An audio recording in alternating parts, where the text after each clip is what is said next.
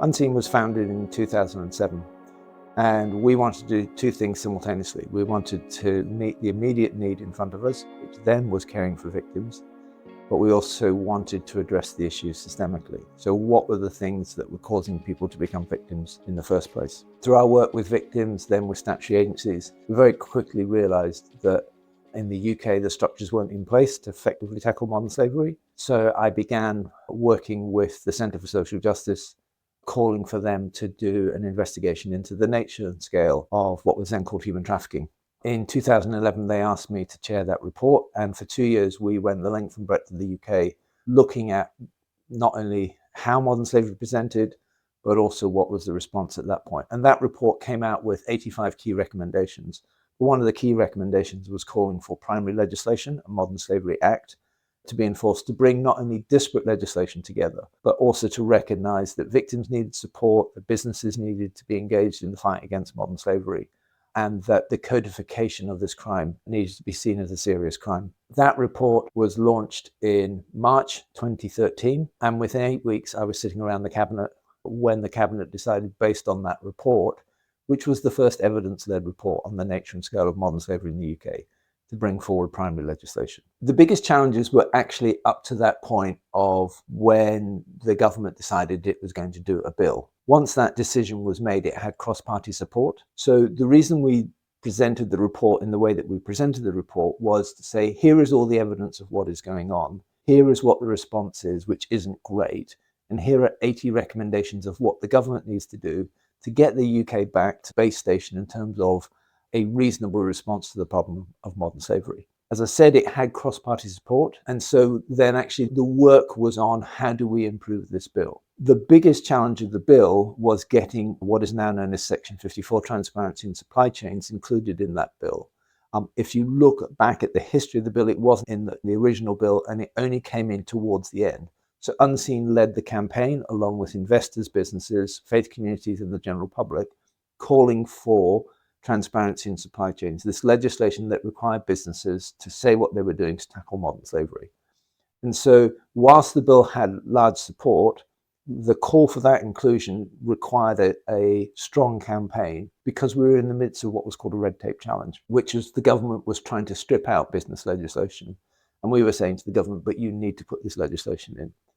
Ultimately, because of that campaign, because of our voice, other sectors' voices, but crucially the voice of businesses and investors, the government decided to include that legislation.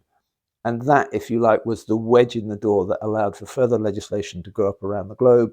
And as we see today, much more stringent legislation on the requirements of businesses to carry out due diligence and the ability of countries to stop goods tainted by forced labour coming into their markets. With any bill, you have to be a political realist. So we were never going to get everything that we wanted in that bill.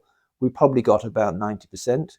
What we didn't get was the ECAT entitlements, the European Convention Against Trafficking, codified into our legislation, which recognises the rights of victims and what support they need once they've been identified.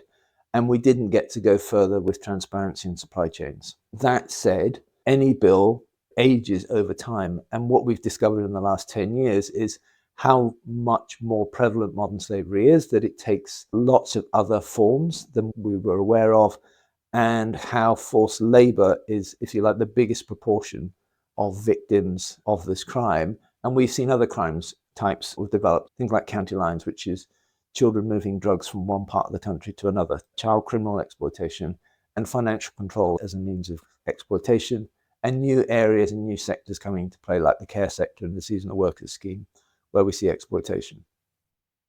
So legislation, it's a blunt tool, but it's also a static tool. And we would argue that there needs to be a cycle as we understand how modern slavery changes and morphs. Legislation needs to play catch up around that.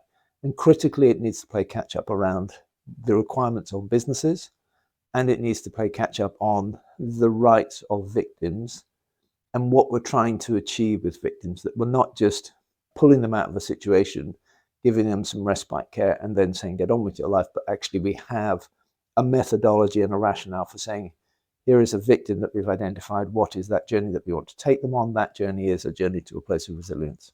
At Unseen now, we frame modern slavery as first and foremost an economic crime. with horrendous human rights outcomes. So whether it's the public, businesses, or politicians, we need to understand the scale and the nature of this problem. So we talk about an illicit trade worth $500 billion profit per annum. We talk about the fact that the cost of modern slavery to the UK PLC is about 57 billion. Therefore, it raises both political and economic questions for us. The political questions are, have we got a proportionate response? Are we resourcing the fight against this crime sufficiently, recognizing that the perpetrators are massively resourced, very nimble, and are changing their tactics the whole time? For society, it is to say, and for businesses, what is the fundamental driver of modern slavery, regardless of the exploitation type? It is a desire for cheap goods, cheap labor, and cheap services. And then unless we address that, we are going to continue to allow this system of exploitation to exist. For businesses specifically, where we have an exploitative model of procurement, that puts unnecessary pressure down the supply chain and creates the perfect environment for forced labor. And as we look around the globe, about 60% of victims are found in situations of forced labor. That means they're in the world supply chains. But there is some good news.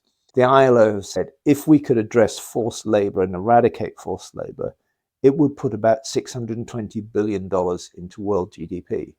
But the cost of doing that is $200 billion, which means there's a 3-to-1 return. That creates an awkward question for politicians, which is why don't we do this? And an awkward question for businesses, why don't we do this? The economics work. But the fundamental question is, why does modern slavery exist? It exists because there's a demand for it. And there is unfortunately an endless supply of vulnerable people. And we've got to change the equation where we're addressing the vulnerabilities of people, where we are preventing people ending up in those situations. And that means that we fundamentally have to change some of the structures in our society in order for that not to exist. When I founded Unseen, I had an unshakable conviction that it was possible to eradicate this issue within a generation. I still hold that view, but now it's about, do all of the actors in the fight against modern slavery hold to that view and are prepared to make the tough choices, the financial commitments, in order to effectively tackle these issues? Is society prepared to change from a position of, we know it's going on, but we're not going to alter our shopping habits, to actually, we don't want to purchase goods that are tainted by forced labor? And are we fundamentally going to address our desire for cheap goods, services, and labor? Now, businesses will tell you that it's the consumer that is demanding cheap. I know as a former business person, it is actually business that drove that addiction, and it's taken a generation to come in. We now need a generational shift so that we don't just purchase goods, services, and labor on the price point, but we have a social value metric around it. All of those things are possible. And if you're in this fight against modern slavery, even when you've got strong headwinds against you, you have to hope and hold on to the possibility that things can change.